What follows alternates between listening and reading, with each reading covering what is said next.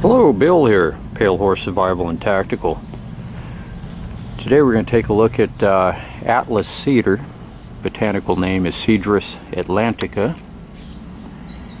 and it's a pretty attractive tree. Get up here and get a close-up of the needles.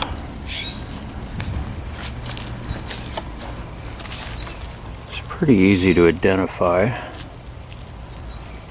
It has very coarse needles. It has barrel-shaped cones about 2.5 inches in diameter. I don't think we have any cones here to look at.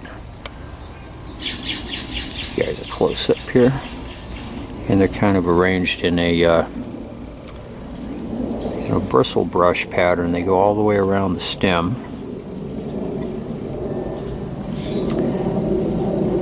Now, cedar contains a lot of tannic acid in its bark, and tannic acid has a variety of uses. It's an astringent. It shrinks swollen tissues. It's an antimicrobial. We used as a wound disinfectant, a body wash. You wash your clothes in it, and you can derive that from the bark. You boil the bark, and when the bark takes on the color, the water takes on the color of bourbon, kind of an amber color, you know you have just about the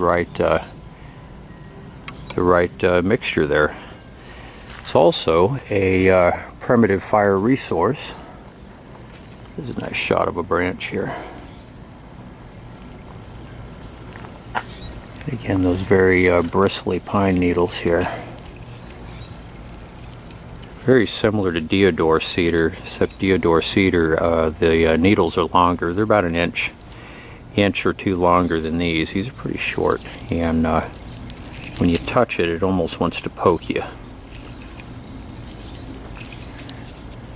As I mentioned, it is a primitive fire resource. It's a soft wood, very similar to pine. I harvested off of this dead branch here. I harvested a couple of pieces. This is going to be the hearth board here, and I kind of started whittling away here. I'm going to reduce this down. The branches, the branch that I took the wood from is pretty small in diameter, so I'm going to make a little mini bow drill kit out of this. So that's going to be a pretty small hearth board. I'm going to reduce the diameter of this piece by probably 60%. So it's going to be a pretty small spindle to match the small hearth board. And I'm actually going to shoot a video on this this upcoming Monday. So you can look for that. I'll be uploading that later in the day on Monday. And this is Atlas cedar. The bark. This is where you harvest the bark and place it in water and boil it. You'll notice the water will change color. It'll start to darken, and when it reaches an amber color, a color of bourbon, you know you have a pretty good mixture of tannins in there. This is another video in our wild, edible, and medicinal botanical series we've been doing here on the west coast of the United States. If you have any questions or comments, feel free to post below, and as always, I appreciate your viewership and support. Everybody have a great day. I'll see you soon. Bye-bye.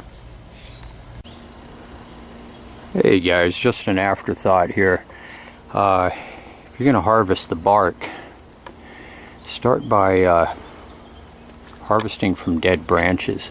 The tannins are going to be present whether the bark is dead or alive, and there's almost always plenty of dead branches. You don't want to harvest from the trunk if you can help it, to avoid damaging the tree. If you do have to harvest from the trunk, just harvest from a section here, a narrow vertical section. That way you're not going to damage a lot of the cambium layer.